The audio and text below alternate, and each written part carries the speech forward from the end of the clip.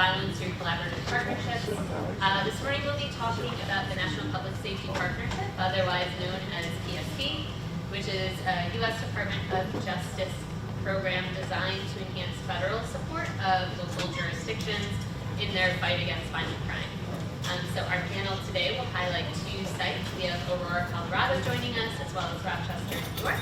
And they've really done an outstanding job of leveraging their comprehensive approaches in their cities to reducing violence. So my name is Carrie Yarko. I'm a Senior Policy Advisor with the Bureau of Justice Assistance.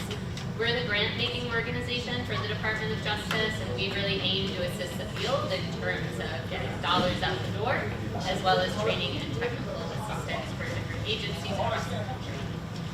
In addition to overseeing the Public Safety Partnership, I also manage our National Case Closed project, which looks to improve investigative clearances. With me today, I have Division Chief Mark Hildebrand.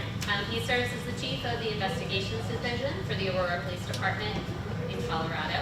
He oversees several key sections, including the violent crimes, special victims, investigations assistance, general investigations, and the Unified Forensic Crime Unit. With him is Captain Mike Hannafin. He serves as the law enforcement lead for the Aurora SAVE Group Violence Intervention Program, which we'll hear about today, with oversight of the intelligence, investigations, and liaison for 18 partner law enforcement agencies, departments, and teams. We also are joined by Director Dave Phelps, the Director of Monroe County Analysis Center. He retired from the Monroe County Sheriff's Office in 2017 as Chief Deputy. And Lieutenant Joseph Perrone, he currently serves with the Criminal Investigations Division at Rochester Police Department.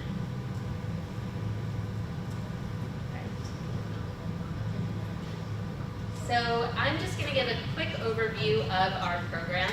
So as I mentioned, PSP serves as a U.S. Department of Justice-wide 3-year program, and it enables cities to consult with and receive expedited training and technical assistance, and it has a wide variety of resources for these agencies at their disposal.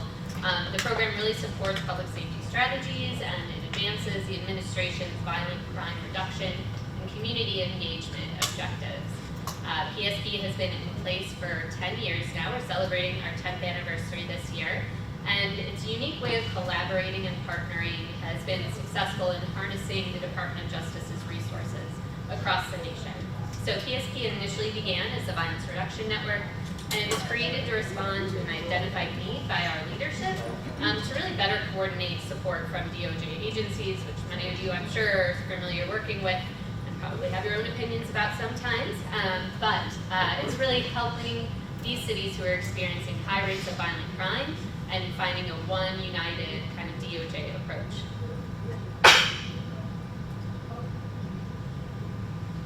Okay, so I'm going to talk a little bit about one of the first phases of the PSP partnership, and it's really developing a strategic plan for each of the agencies. So we conduct a strategic planning session to develop areas of potential focus and growth to address violent crime and public safety priorities. The strategic plan is a key component of building and sustaining violence reduction efforts through measurable goals and objectives with our agencies. And growth and progress are continually monitored throughout by our site team, which I'll kind of talk about a little bit later. So as I mentioned in the beginning, we provide a whole host of resources to our sites that we work with through training and technical assistance. We do have a site team that supports our site. So we have a strategic site liaison, a program advisor, and a DOJ program champion. So there's kind of a core group of 3 people who are supporting our site from the very beginning through the end. We offer customized training and technical assistance. So delivering it based on the needs of our agencies and emerging issues in each of their communities. We have expedited access to subject matter experts. So we have a whole host of subject matter experts across the nation that we rely on for technical assistance. Each of our sites gets 200 hours of SME assistance. And again, they're experts in terms of areas of critical violence reduction strategies. Peer exchanges. So I would say this is one of our most successful areas of the program. which some of you are doing today. It's visiting other places and taking lessons learned back to your own communities. So we have an extensive peer exchange program. We provide 27 per person trips for each PSP site. So we can send them across the country to take home lessons learned. You'll probably hear a little bit about that from Aurora and Rochester as well today. We offer an annual summit. It's an invite-only event. We convene executive leadership and key stakeholders from the PSP initiative to share in focused discussions and explore public safety strategies and violence reduction strategies.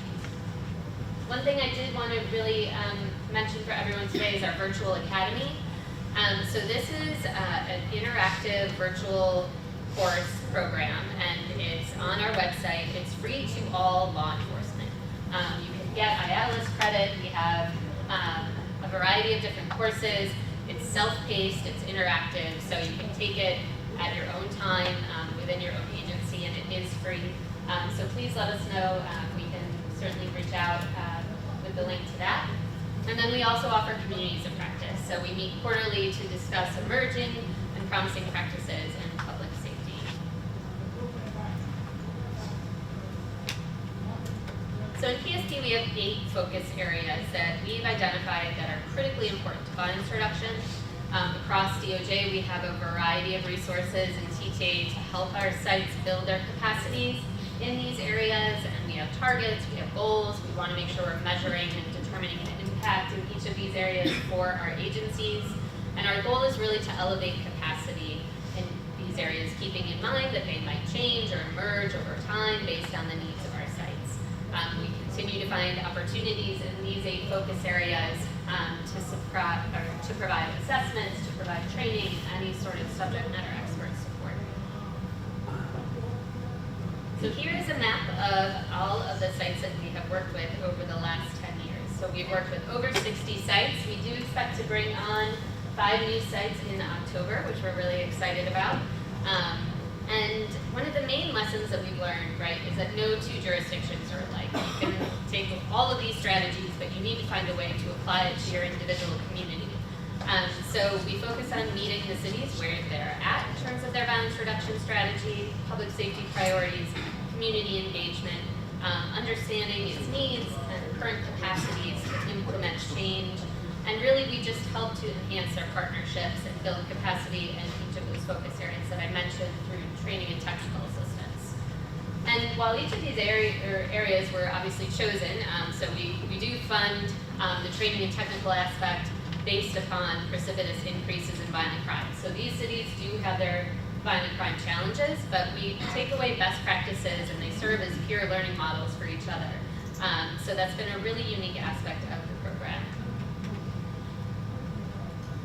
Finally, I just wanted, as I mentioned before, kind of those 3 original key positions within the PSP site team. So we have a strategic site liaison who works with their site for approximately 3 years. A lot of times this is a retired deputy chief, a chief who has years of experience and expertise that they can offer.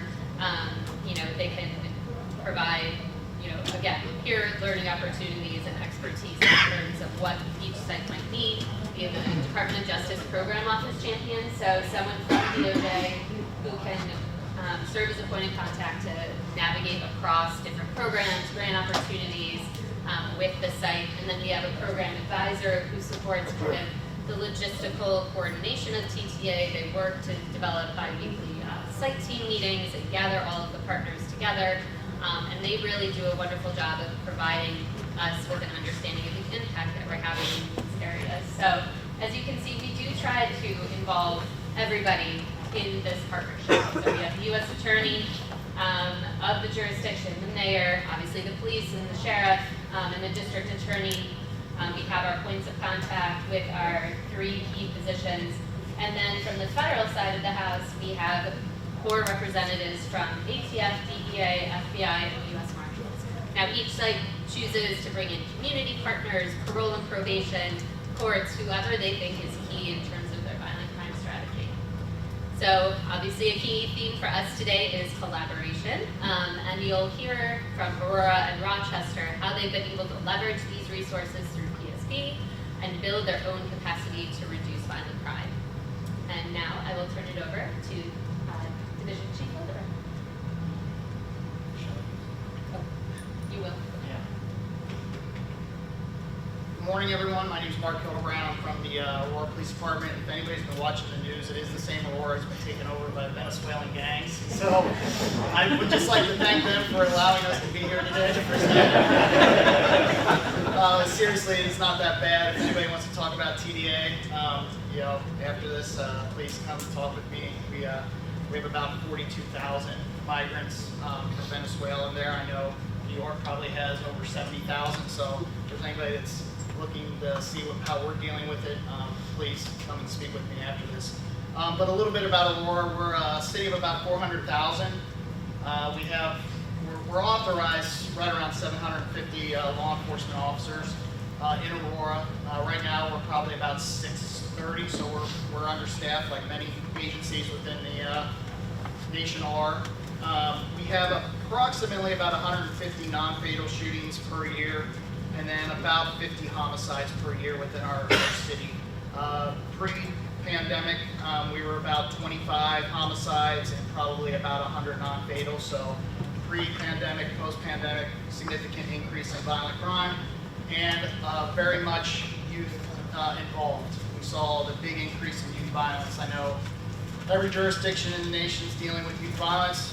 We identified it as a major problem within our agency. Just last year, we had a 13-year-old murdered at a town center mall area, which is a very high traffic mall. There was a shootout in the parking lot. 13-year-old lost his life. That's just one instance of the youth violence that we're dealing with every day, like many agencies throughout the nation. So through the PSP program in 2021, we applied to be a PSP site. We were granted that opportunity. Honestly, when we put in, I didn't think we would get it, but we didn't know much about it. We were just kind of instructed, hey, put in for this opportunity for PSP. So we went ahead and put in. We ended up getting awarded as a site in 2021. The work really started in 2022, but I was appointed as pretty much the lead within our agency, the point of contact, to kind of lead us through the next 3 years of this program. So I got to see it firsthand how it went. I decided what assessments we wanted to do within our city, our agency. One of the big ones was, and we did it a little different, we did a youth violence assessment, which was very different than what they've done in the past, but because youth violence is such a problem, we wanted to try to get a handle on what our youth violence problem was.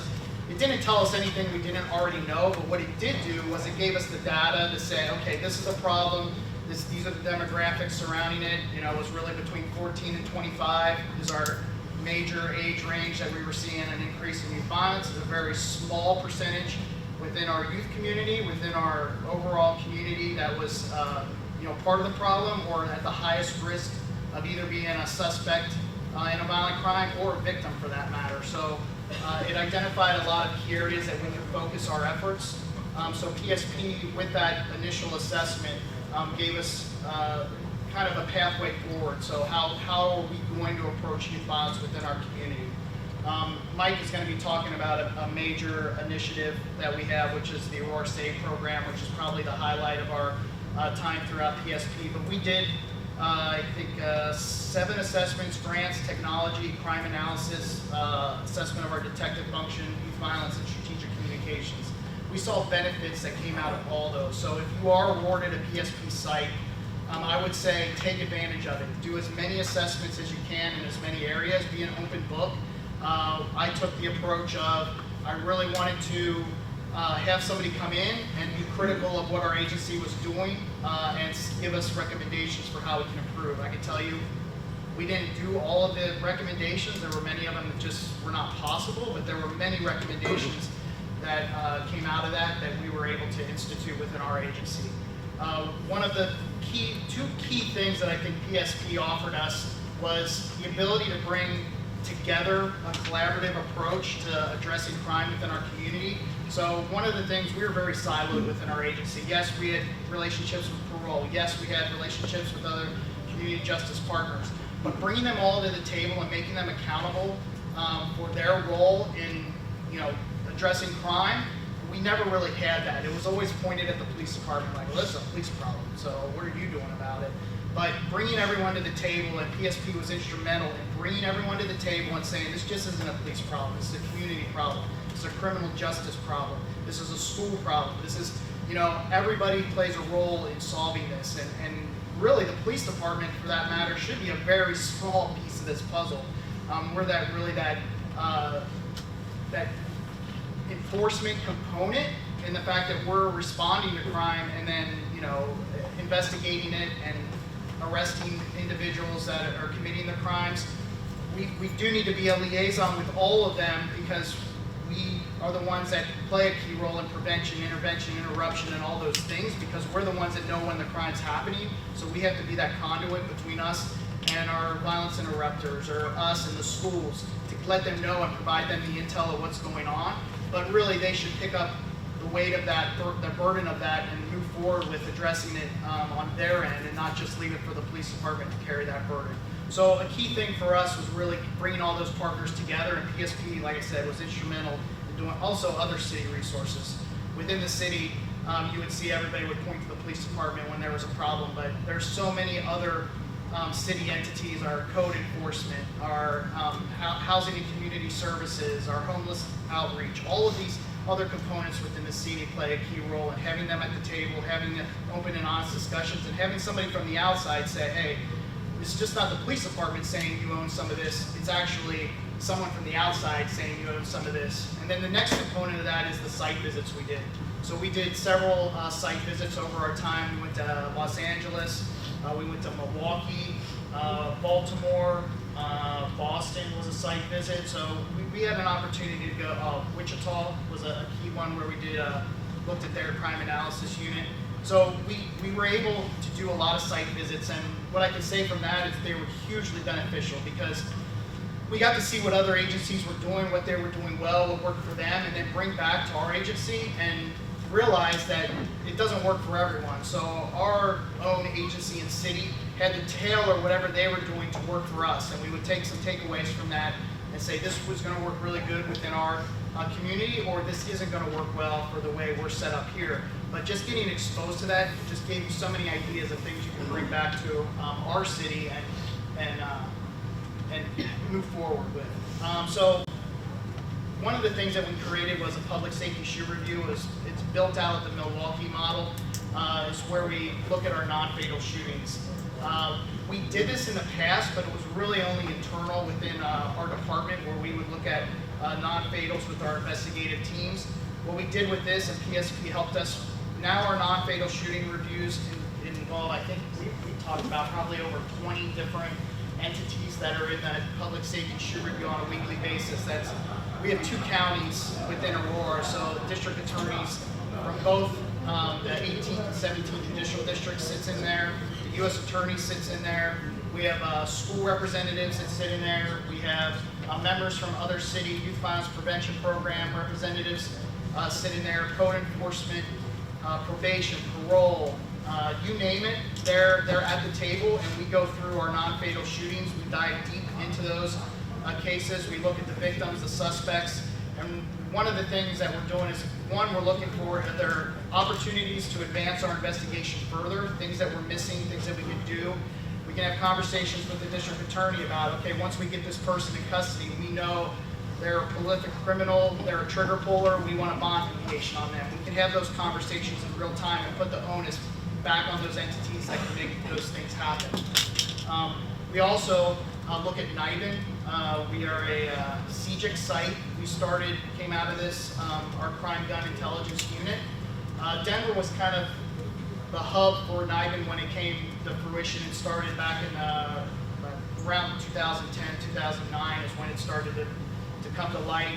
We were very much involved in that, but we weren't our own CJIC site.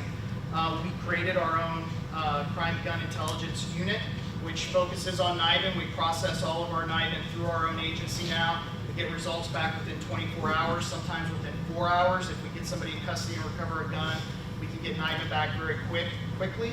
But what we also use that for is that intelligence in our non-fatal shoot, or in our shoot reviews, where we look at that gun and see how many other shootings it was linked to, look at ways that we can advance our investigation, and maybe there's a shots fired that occurred in Denver and they have a vehicle on a camera, but we had a aggravated assault shooting where somebody got hit in Aurora.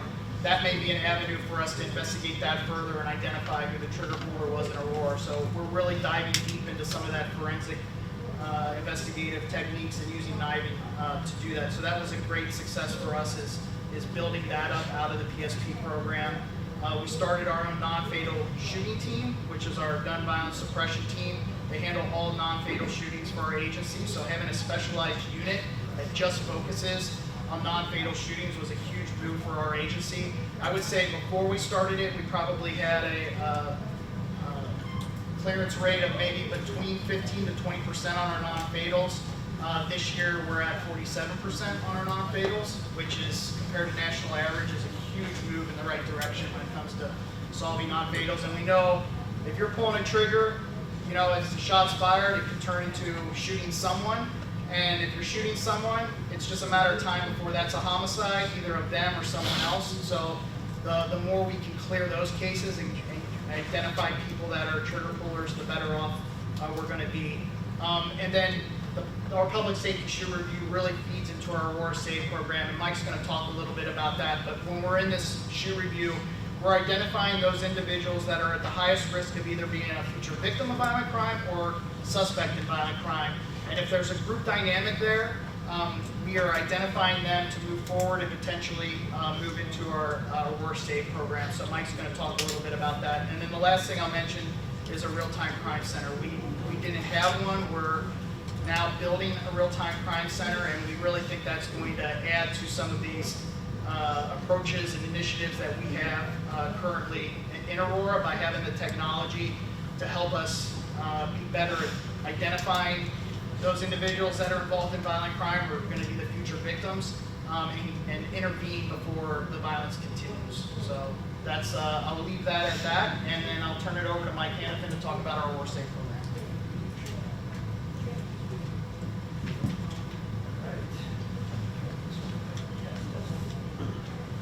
Test. All right. Good morning, everyone. I'm just going to spend some time giving you a real high-level, quick overview of the components of Aurora Save. So it is a group violence intervention program rooted in focused deterrence, violent crime reduction strategy.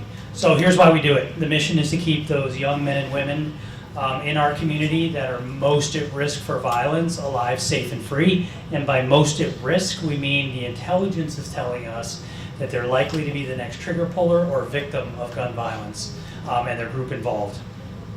And then the goal for us is to significantly reduce the number of fatal and non-fatal shootings by that target population in the community. We do have a governing board. It was strategic. This isn't all of the partners that are involved, but the major law enforcement agencies that we work with closely for this program, and then also some of our other important facets of community, the support and outreach side of the program.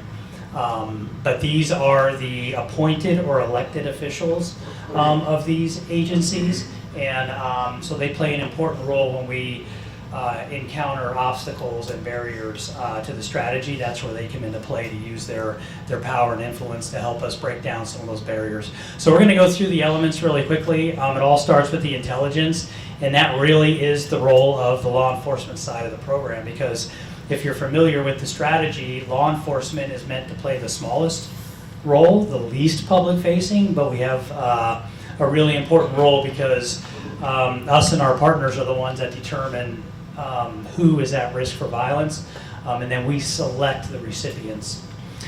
So there's 4 primary ways that we identify our recipients: the public safety shoe review, so the actual violence, and then we get referrals from detectives that are dealing with the gun crime and gun cases. SROs are huge for us. They're a really good partner for us in this program, and then also data mining. We use software to get reports every week on who is talking about groups and guns where there maybe wasn't a shooting, or a violent crime, but they're talking about it. So the software kind of mines all of our CAD calls of every report written in the city, and then it gives us a really good synopsis of who they are and what they're talking about. And then this is an analyst tool. We social network map also. So how do we select the individuals and the groups? Again, that is the role and responsibility of the 18 different partners, internal, external, and we all take ownership of it. So each week when we present the candidates, internally in APD we develop the candidates and then we present them to the partners. And then after we do the presentation, we go around to every single partner to weigh in and give input. How has your agency dealt with this individual? Are you aware of someone in their life that's influential, that may help the message resonate with that individual? And that's how we all take ownership of the selection and how we stay true to our selection criteria, which helps us get that trust and legitimacy in the community. It is not arbitrary. So review and select the candidates, and we utilize a group scorecard. So one of the things we did right from the very beginning, and I have to give credit to our city leaders, police department, and housing community services, et cetera, is we invested in consultants to make sure that we got it right, because it's guns and it's kids and it's lives, and it's too important to get it wrong. So we made sure that we invested in consultants to guide us. In our case, from the National Network for Safe Communities, have been our consultants from day one to build this program. We meet weekly and to make sure that we're best practice and it's a sustainable program that will get that trust and legitimacy. And so we track the actual violence. So anytime there's a shooter or a victim from a group, we score them, and that's how we know who's most active, most violent. Custom notifications. So every Wednesday night, once the law enforcement working group selects our recipients for a custom notification, that's where we take that individual approach. We meet them where they are in the community, so representatives from the program, support and outreach side, and law enforcement, we go to the door. We go to the residents largely unannounced, and catches them off guard when a uniformed Aurora police officer with our partners says, "We're not here for enforcement. This is not criminal. This is not investigatory. If you have any open active cases, I'm not here to talk about them. Can't talk about them with you." And then we get into what Aurora Safe is, et cetera, et cetera. It catches them off guard, because when have they ever had a uniformed police officer come to the door and say, "You're not in trouble. We're not investigating you. This is not enforcement, but we're here to give you an off-ramp." So it leads to some really emotional encounters and engagements sometimes. It's that in-person anti-violence message. The community, of which we are community representatives of the program, are saying we're not going to tolerate the violence anymore. So it's it's that double message of compassion will help you if you let us, but accountability will stop you if you make us. And then we leverage probation and parole conditions. The strategy is designed to leverage probation and parole conditions when it comes to the group call-ins, when the law enforcement working group decides we've got a lot of activity, a lot of violence going on, or beefs we're concerned about with this group, that group, we need to do a group call-in, and we'll identify individuals on probation or parole from those groups, and then we'll have them come to a meeting for the same purpose, but it's just delivered a little bit different when we do a group call-in than the in-person at home. The support and services side of the house is run. We're fortunate in the city of Aurora. About 3 or 4 years ago, our city council created a youth violence prevention program. My colleague on the other side, the support and outreach lead, Courtney Lang, is here with us today, so she oversees everything on that side of the house. So we do a needs assessment, family focused. Number one, we want to make sure that we're mindful of service provider fatigue, and there's also other services already going on usually with the families, so we don't want to overlap things like that. So we find out what the actual needs are, and then we go to work getting the family and the individual connected with those services, and we stay engaged with them. We'll take them to appointments, give them transportation, all kinds of things, and it is voluntary. So the services and support part of this strategy in our program is voluntary. It can never be a part of parole, probation, bond, anything like that. I tell them personally, because I go on just about every custom notification each Wednesday night, this is real, but you got to want it. We can't force you to do it. And it's a hierarchy of needs, safety first, obviously, because a lot of their lives, are in jeopardy. Houses get shot up, et cetera, et cetera. And then we do have contract case management to stay engaged with them and make sure they're meeting their appointments. Are they having any issues? And it's that sustained engagement, either by the case manager or as we continue to bring more street outreach organizations on board, boots on the ground follow-up, going back to the house, engaging in person with our street outreach partners. Prosecution. So if there is recidivism, this is where it goes from intervention and prevention to enforcing that message of if you make us, we'll stop you. When there is recidivism by an individual that was given a custom notification, it is a partner-driven strategy. So we bring the U.S. Attorney in the room, we bring the DA in the room, the investigative team that's investigating that crime, and then representatives from Aurora Save, and we find out where we're going to get the most bang for our buck. Is it the U.S. Attorney? Is it the District Attorney? And it's swift and certain. We tell them, and they get a letter during the custom notification. There'll be swift and certain consequences. It's proportional. We don't ask to throw the book at them, but swift and certain is most important. And then our program material is discoverable. What that means is, even though it's non-enforcement, non-criminal, we just document it in a non-criminal general offense report that the Aurora Custom Notification or Aurora Save Custom Notification team went out on this date and this time. They had a chance. They were given an off-ramp. This is I think one of the most important parts of the program. Our street outreach partners that come out with us, they're community violence interrupters, and they have lived experience, because I can't relate to these kids like they can. They can see life through their eyes, and they've come out the other side. They may or may not have prison experience, but they're relatable. You can't BS them either. So they're able to have real, honest conversations with the families and these kids. We give them a one-way flow of information, of intelligence, to help us with the violence intervention and prevention. They're not snitches for us, and we make that clear from day one. So we work together for the violence intervention and prevention, but they can also work independently. So just to wrap it up real quick, some of our challenges have been messaging and awareness. We were under tremendous scrutiny by our elected officials and our two DAs to enough talk, let's get this going. So we had to skip some steps in terms of messaging and awareness. So now we're going back and trying to do a lot more awareness messaging. Sustained, dedicated resources. Chief already talked about, many of us are experiencing personnel shortages. So it's getting enough resources that are focused on this strategy and this program, and then making these types of programs and initiatives become line item budgets in your city is huge. And then you supplement with grant funding.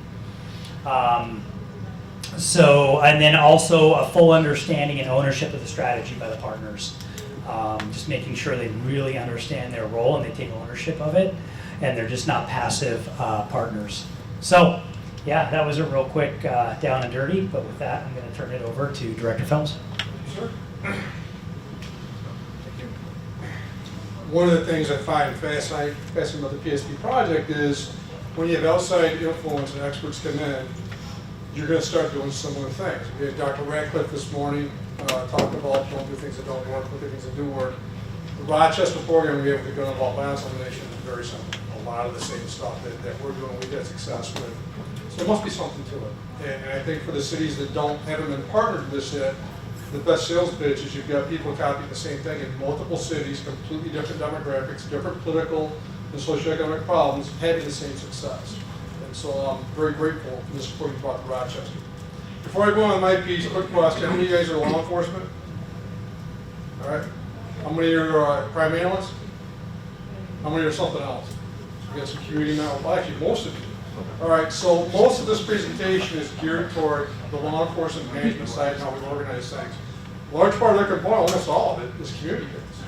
And a lot of what we do is community-based here at the Crime Analysis Center. But we're going to focus on some of the policing side for a minute. Let's get that. So I've been with the Sheriff's Office I've been in law enforcement 34 years. I've seen a few things. I've watched the transition go. Good ideas come, good ideas go. Usually changes out. And I teach technology and criminal justice at the Rochester Institute of Technology. And so what I teach my students is if you want to see a lot of money go into a government program, you get a major upheaval on a problem, 9/11, massive protest, the politicians will get involved, the money will follow, the plans will not, or the money will be temporary. In Rochester, we went through some rough times. 2020, COVID, everybody had a hard time with that. On top of that, we had significant protests and riots for about 6 to 8 months. We had the chief and most of the executive staff resign from the police department. We then had interim police chiefs for a few years. We had a mayor's husband who was arrested for a narcotics case. I can tell you what doesn't work. That doesn't work. So for those years, we basically had no plan. There was everybody just trying to catch up, and we had a massive access to the police department, as you would expect, as a lot of police departments experienced during that time. But we had some core RPD members, core crime analysts, other people that were determined to make a difference, and community members and community leaders that didn't give up and kept doing the work. So this is Rochester. We're divided up into 4 major sections, 209,000 people. During this time frame that I mentioned, Rochester, by some research, had more bullet-to-body shootings than any other city in the United States for a small city. We've consistently had, for the last 3 years during this time period, the most shootings and murders in New York City outside of New York City. That's not a stat that we're proud of, but we are proud of the direction that we're heading in today. And a lot of it deals with a combination of crime analysts, civilian support, and PSP, and getting training from the outside and getting an outside look. So within our agency, RPD has 728 sworn. I think they're actually supposed to have like 900, but we're a little short staffed right now. The Crime Analysis Center, you've seen a number of presentations on it, has 26 members. We are civilian, for the most part. Myself, I work for the New York State Division of Criminal Justice as the boss. And we leverage New York State funding to purchase the science and technology that police departments cannot afford. Not only do we give it to the Rochester Police Department, we're responsible now for 8 counties, spanning from Canada to the Pennsylvania border in the Finger Lakes region in Western New York. So we service an awful lot of people, providing them with the technology and tools that they'll never be able to afford, and people that they need to have officers on the road. We let the civilians do this, and we rely on that. So our analysts work on, we have sworn from investigators. We also have people working on probation, parole, corrections, all in the same house, all working together, all working on the data together. Usual, looks like every other crime analysis center. So we assist law enforcement in 4 main ways. First one is real time. So when the shooting goes off, and of course priority of life is our main thing, murder, homicide, shootings, always be priority, robberies, violence, and car theft, because we also were close to leading nations stolen cars for a couple of years. It's all going really good for us. But when we got a new mayor, we got an established police chief, we stabilized the command staff, and then we were able to bring in additional help, like PSP, to bring in outside experts to help the new command staff build up, learn what they need to do. We now have functional plans that are going in the right direction. So the Crime Analysis Center is located in the Rochester Police Headquarters. We provide a number of services. Whenever there's a shooting in the areas where we have ShotSpotter, an alert goes off in our office. The analysts automatically pull up the city cameras, look to see what they can see. Is there information we can use? Another analyst pulls up. We have GPS tracking live on all parolees and probationers in Monroe County and parole across New York State. So we can pull up the GPS to see, is there a parolee dead? Are they the shooter? Are they a witness? And we relay that information to the officer in the street to work with that situation. We also begin looking at workups because we know the area. If you saw Alicia Mason and the RPD team and the analysts talked yesterday about our crime gun intelligence, we work actively live with the PD, the ATF, probation, parole, all of our partners simultaneously, as well as the state police and sheriff's office, to collate that information immediately. So there's no waiting for a phone call. They're on it the minute that it happens. So the analysts are getting information off of the analysts because we read all the reports. Shooting comes in at a particular house, well, we know who that is. That house has been shot at 3 times. The workup that they're going to do for the investigators is already done before they call. So the investigator calls, yep, we've got 3 shootings, here's the information we have on that, and then we bring in the NIBIN loop after that. So where are those shootings connected? If those shootings are connected to 3 or 4 other events, what other information do we have for those?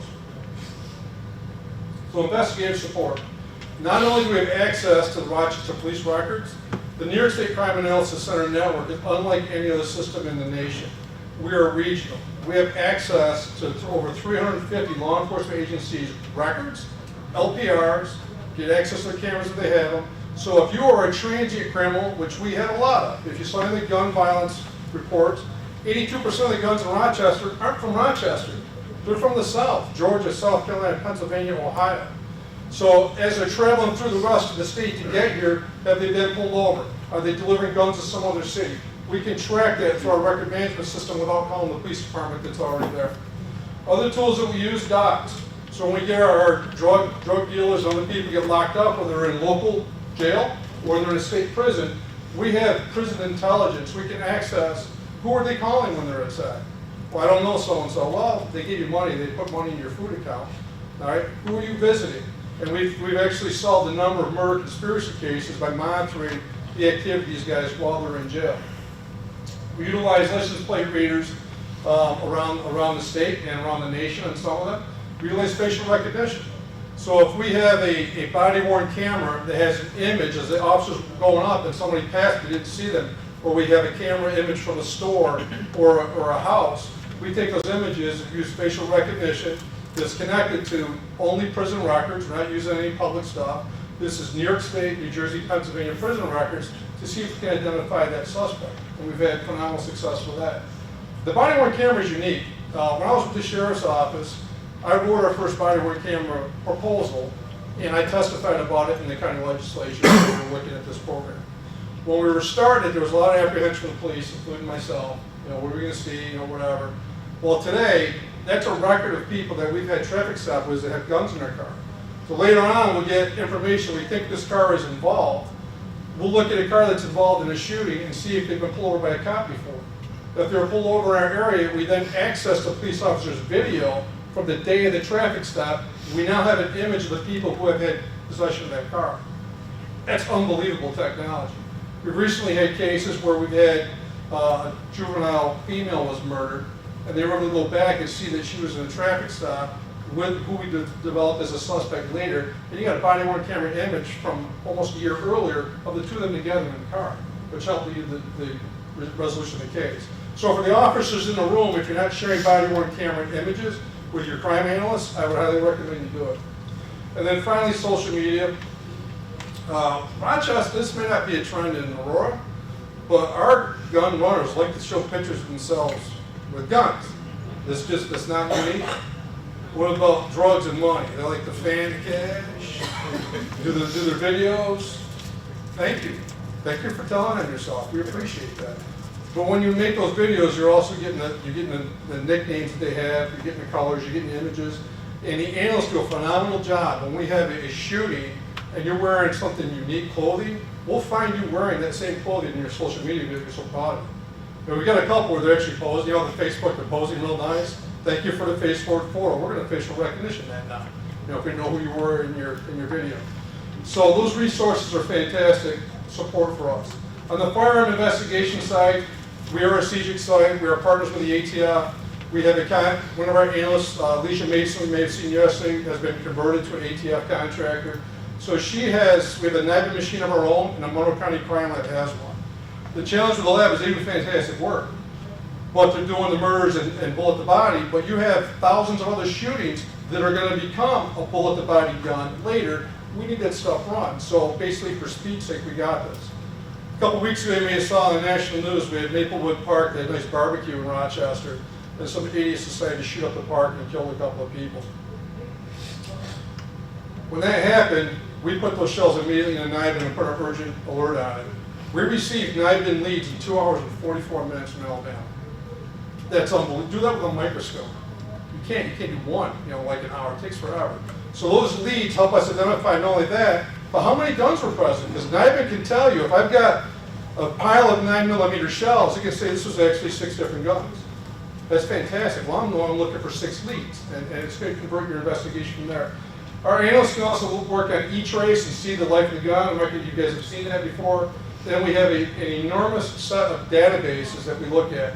So when we get a NIBIN report, the NIBIN lead from the lab basically is, it's a report number, and it's just, this is what we saw, and that's it. There's not a lot in it.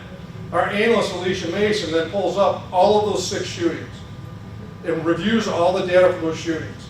Were there any common factors? Was there any images from those 6 shootings? Was there street cameras? Was there body-worn camera? What was there? She packaged that up, and then the investigator, who's very busy, doesn't have to read those 6 reports. Let Mason do it.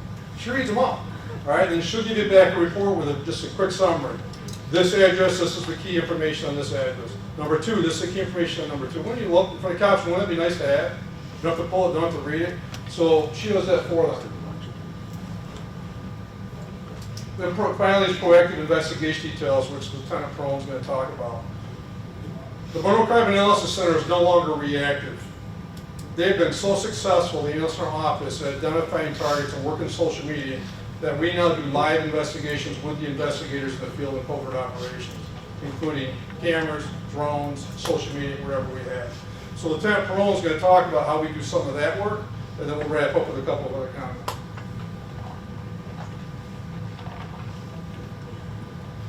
Thank you. My name is Joe Perone. I'm a lieutenant with the Rochester Police Department. Right now I currently work in the criminal investigation section, primarily non-fatal shootings, and I say that because that pretty much is our bulk.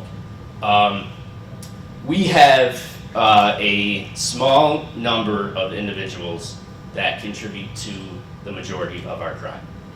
We have youth offenders, we have gang members. I'm not going to call them groups, I'm going to call them gangs.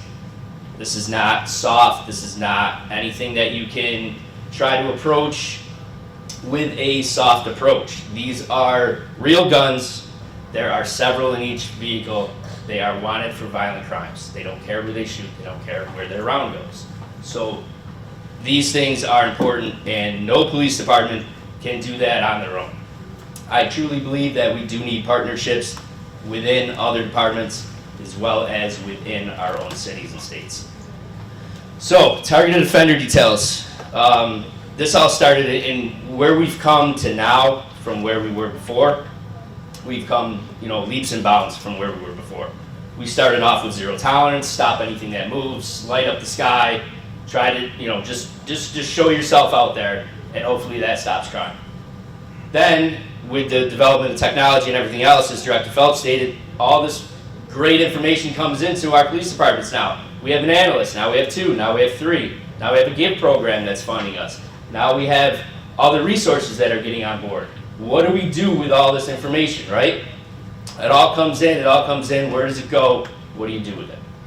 Well, we had several individuals that were dedicated to this cause, and I'll get to that in a little bit, but it all started with planning, right? So what do we want to do? Do you target everyone and everybody? Do you just go out there blindly? Or do you start following the evidence-based policing, where you're now looking at NIBIN, you're now selecting specific targets or individual to go after, right? Hot place, hot people, hot gun, hot dispute. Our shootings and everything pretty much come from the same people, same place, same gun. You can trace that back with NIBIN, as some of these other sessions have said. How do we get our intel? Through our Crime Analysis Center. We have workups, live monitoring. We send out UCs to do patterns of life to see where people come and go.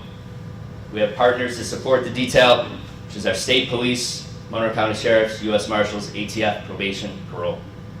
As Aurora had mentioned earlier, they hold everybody accountable, right?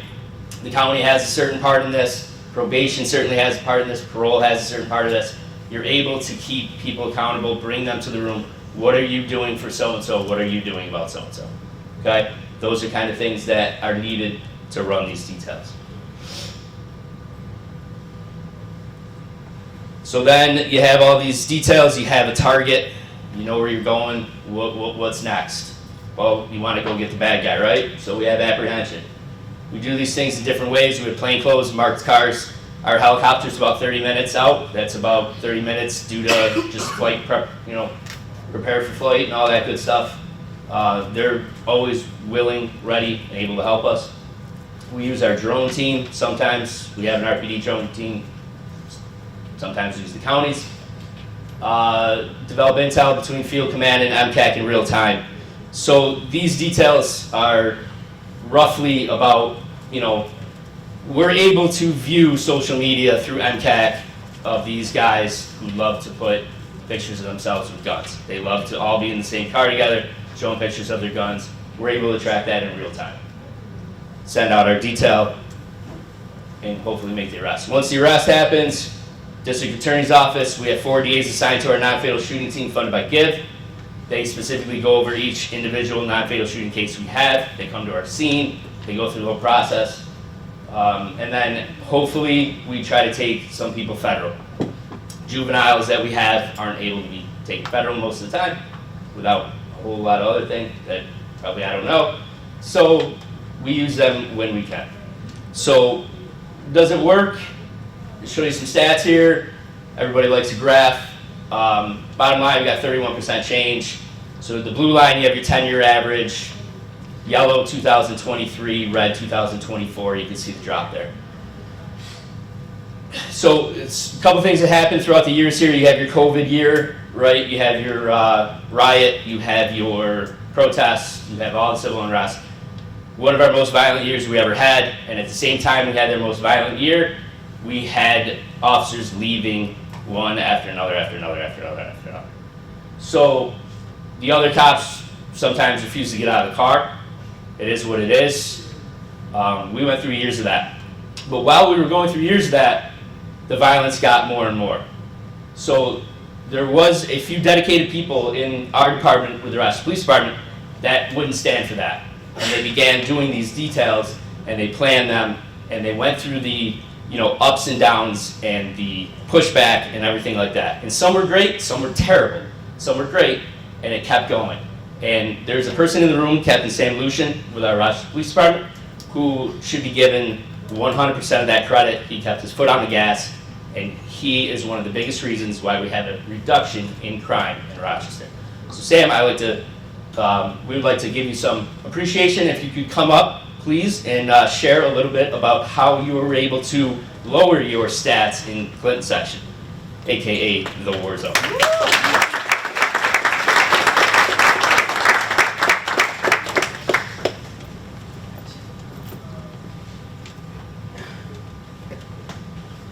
Surprise.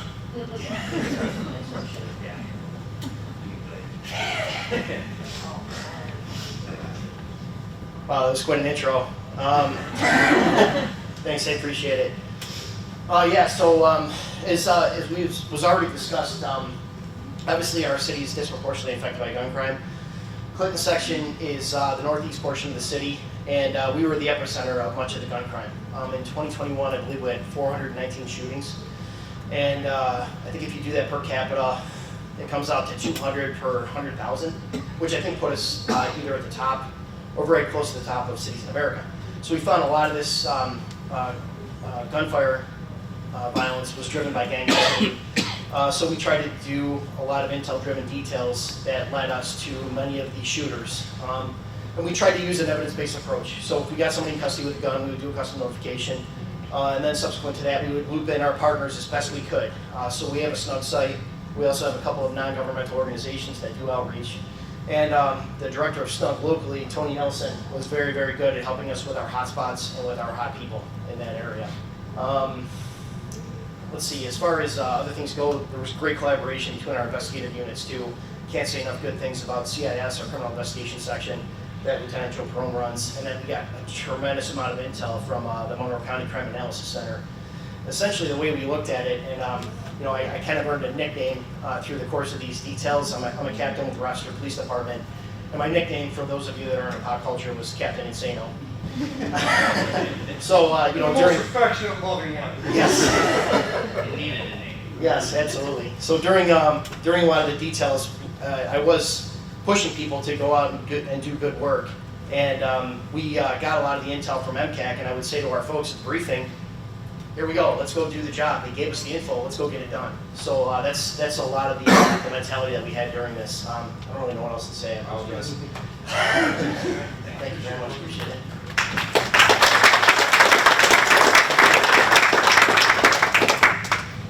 Same's all about leadership.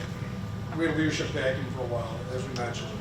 It doesn't take everybody. It'd be nice if everybody got on board. But when you have one person willing to take the energy and lead, it makes a difference. And Sam, strange, they signed him to me for a month at MCAC. Like, give us a captain? Fine. Who was he? Never heard, I didn't know who he was. And then I quickly realized this guy's got to be fired. So in the morning, Sam and I would get coffee. We'd look at shot spotter map for the last couple of days. Well, there's a cluster. Now, as an analyst, it kind of pisses you off. You're like, well, I can't get away to do anything about it. Well, the captain can call. So we look at the map and go, what's that? He goes, nah, that's not right. And he'd call the boss in the field and say, what do you know about this? And if they didn't know, they knew. You know? And then he did that so often, like, get this guy out of MCAC, put him out in the worst section. And he went out there, and just the energy the party brings. So you can do all of the greatest plans. If you don't have the people, you can't get anything done. You got to have people that want to lead, and it begins with the training. Now, Kev, this deputy chief's in a Lovich here by any chance? I don't think he made it in. All right.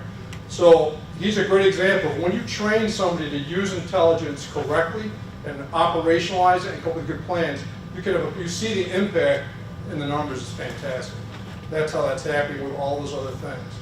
We are now getting every PD we work with. I work with over 50 police departments. We're trying to train every single member so that at the ground level they understand how to use criminal intelligence to move the ball, to increase public safety and save lives. The Greece Police Department is a town of 100,000, they have about 100 officers, and they didn't use MCAC hardly at all. And they're the second highest crime area in our county. So they got a new chief. The new chief was my boss at DCJS, Mike Wood, and he brought in an RPD captain that's much like Sam and made him deputy chief. And they mandated every single employee come to MCAC and get trained on how to use intelligence.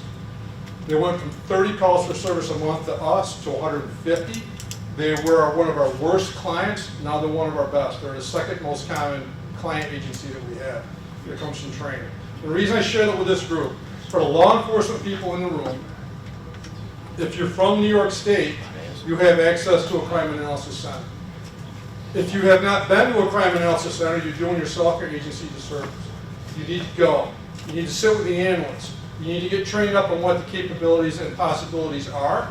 And on the community side, we do presentations for the community as well. If you're a violence interrupter working in community groups, it helps you to know what the tools are that we have and what the maps are that we can show. This is where the areas are. We can do it live. And so we've begun having more and more community people come in just to understand what we do. So if you're interested in learning more about the New York State Crime Analysis Network, please see me after this. If you're interested in getting more training, please see me after this and we'll talk about that. And I'll close out with that, kick it back to Carrie, but thank you all for your attention today. I really appreciate it.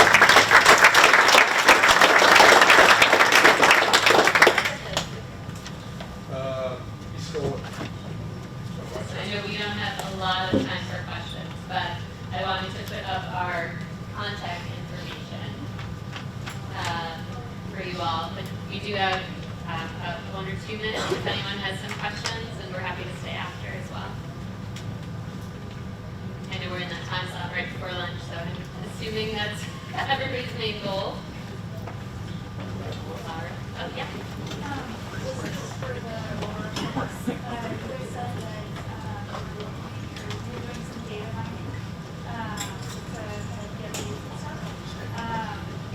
Are you using AI to go through like all of the pieces and stuff, or are you getting a person that is So the software is course metrics, and they're mobile, so we can see needs software specific to us, specific games, active games, or things like that, so we work with development, it's course metrics in the software. But only the very inception of AI, not advanced.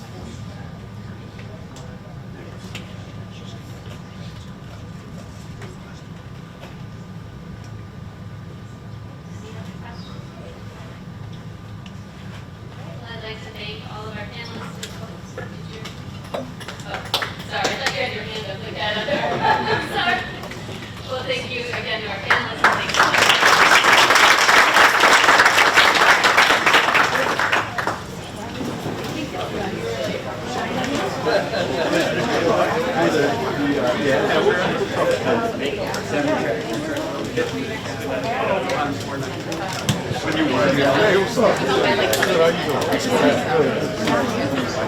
Miranda, did you get your speaker meeting, or you also? I think so. They were talking about the website, and they just had a meeting earlier. If you're, I told Bill that the gym. Ruthie. About her out. From home. Yeah.